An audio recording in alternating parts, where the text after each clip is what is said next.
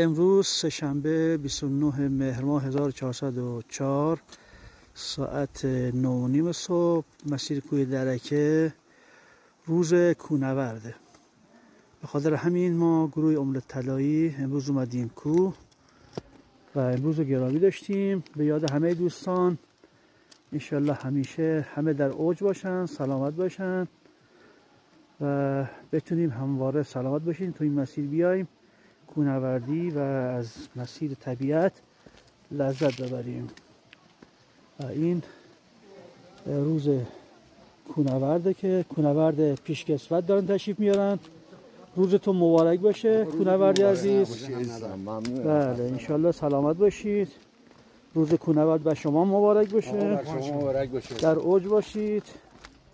بله انشالله که همه سلامت باشن. روز کوهنورد بر همه شما مبارک باشه. روز کوهنورد بر شما مبارک باشه. سلامت باشید.